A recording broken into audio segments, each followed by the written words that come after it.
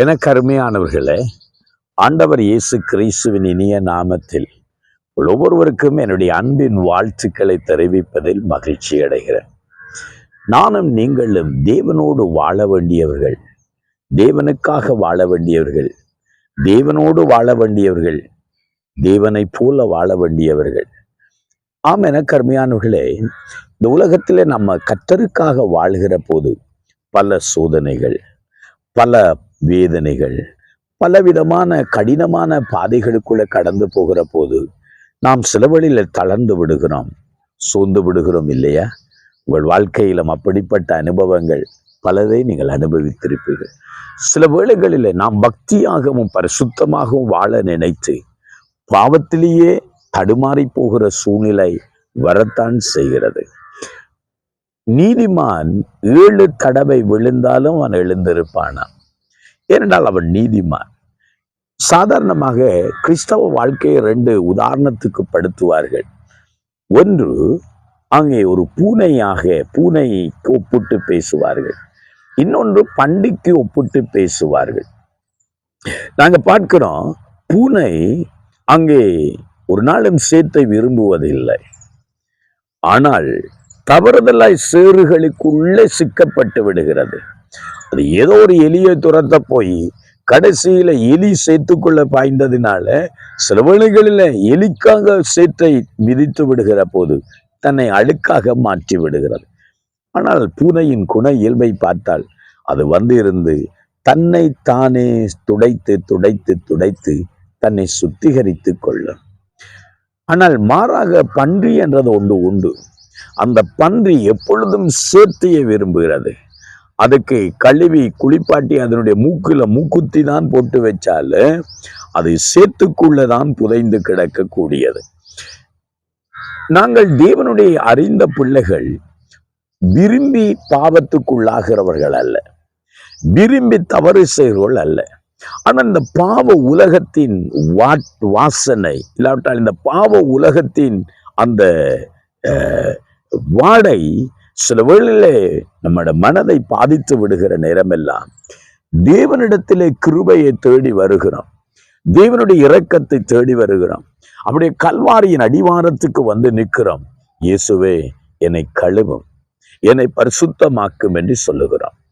தேவனுடைய பரிசுத்தவான்கள் என்றால் யார் என்று சொன்னால், அந்த பரிசுத்தத்தை விரும்புகிறவர்கள், பரிசுத்தத்தை வாஞ்சிக்கிறவர்கள். இந்த உலகத்திலே பரிசுத்தவான் என்று சொன்னால் எந்த தவறுமே செய்யாதவர்கள் என்று சொல்லி நாம் அர்த்தப்படுத்த முடியாது. என்று சொன்னால் நமக்குள்ளே பாவம் இல்லை என்று சொல்வோமாயிருந்தால் நாம் பொய்யர்கள், நம்மை நாமே வஞ்சிக்கிறவர்களாக மாறுகிறோம். அதனாலதான் தன் பாவங்களை மறைக்கிறவன் வாழ்வடைய மாட்டான், அதை அறிக்கை செய்து விட்டு விடுகிறவன் இரக்கம் பெறுவான் என்று சொல்லப்படுகிறது. வாழ்க்கையில தவறுதலாக நடந்து விடுகிறது. ஆனால் தவறை தவறாக நினைத்து தவறிலிருந்து நாம் மறுபடியும் திரும்ப வேண்டும் என்பதுதான் தேவன் நம்மிடத்தில் எதிர்பார்க்கிற ஒன்றாக நாம் பார்க்கிறோம். இன்றைக்கு அநேக நேரங்களில் தவறுகள் செய்து விடுகிற போது தவறிலேயே அவர்கள் விழுந்து கிடக்கிறதை பார்க்கிறோம். எந்த இடத்துல தவறு செய்து விட்டோமோ அந்த இடத்திலேயே தவறிலிருந்து நாம் மறுபடியும் எழும்ப வேண்டும் என்று தேவன் விரும்புகிறார்.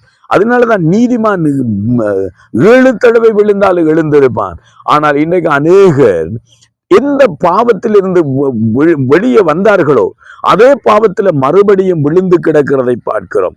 எந்த தவறுகளிலிருந்து இல்லாண்டால் எது வேண்டாம் என்று சொன்னார்களோ அந்த இடத்திலே வருகிறார். அதனால்தான் வேதம் சொல்லுகிறது, நாய் கக்கினதை திரும்ப தின்கிறதை போலவும் கழுவப்பட்ட பண்டி மறுபடியும் சேத்துக்குள்ளே புரளுகிறதை போலவும் இன்னைக்கு பலருடைய வாழ்க்கை மாறிக்கொண்டிருக்கிறது. ஆனால் ஆண்டவர் எதை விரும்புகிறார் தெரியுமா?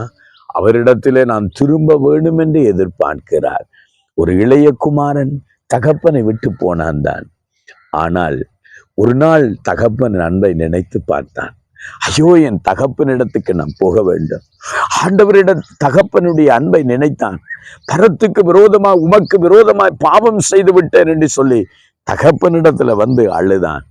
மறுபடியும் அவனுடைய மகனாக மாறினான். எதை இழந்து போனானோ, மோதிரம் அவனுடைய அதிகாரத்தை காண்பிக்கிறது, பாதரட்சை அவனுடைய சுயாதீனத்தை, மகனுடைய உரிமையை காண்பிக்கிறது. வஸ்திரம் அவனுடைய ரட்சிப்பை காண்பிக்கிறது. வீட்டில களி கூறுதல், ஒரு பாவியின் மனம் திரும்புதல் பரலோகத்தில் எவ்வளவு சந்தோஷத்தை கொடுக்கிறது. தேவனிடத்தை நாம் திரும்புவோம். இந்த இடத்துல ஒரு வேத வசனத்தை உங்களுக்கு மையாக வைக்க விரும்புகிறேன். ஓசியாவின் புஸ்தகம் 14ஆம் அதிகாரம் 1வது வசனம். இஸ்ரவேலே, உன் தேவனாகிய கர்த்தரிடத்துக்கு திரும்பு. நீ உன் அக்கிரமத்தில் இருந்து விழுந்தாய். நீ அக்கிரமத்துல விழுந்துட்டா, உன் பாவத்துல விழுந்துட்டா, உன் தவறுல விழுந்துட்ட. நீங்க இந்த செய்தியை கேட்கிற நீங்க எங்கேயோ தேவனை விட்டு தூரமா போயிட்டீங்களா? தேவனுடைய அன்பிலிருந்து விழுந்துட்டீங்களா? தேவன் உங்களை வைத்த மேன்மையான இடத்திலிருந்து விழுந்துட்டீங்களா? உடைய அழைப்பிலிருந்து விழுந்துட்டீங்களா? ஆண்டவர் உங்களை பார்த்து சொல்றார், நீ மறுபடியும் இடத்துக்கு திரும்பு. ஆண்டவர் உங்களை பார்த்து அழைக்கிறார், மறுபடியும் வா.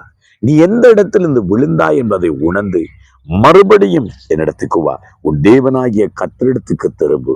அவர் இரக்கத்தில் ஐஸ்வர்யம் உள்ளவர், அவர் மன்னிக்க தயாள குணம் உள்ளவர். தேவனிடத்துக்கு திரும்புவியா?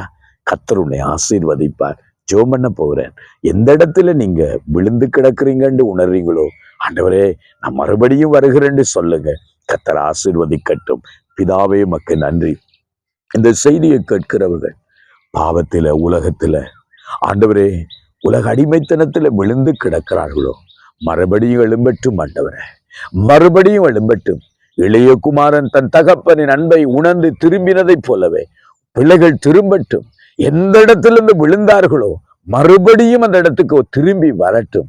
பிதாவே உடைய பிள்ளைகளுக்கு உதவி செய்யும், ஆசீர்வதியும். இயேசுவின் நாமத்தில் ஜெபிக்கிறேன் நல்ல பிதாவே. ஆமேன், ஆமேன். அருமையானவர்களே, உங்களை தேவன் அழைக்கிறார். மறுபடியும் திரும்புங்கள். கர்த்தர்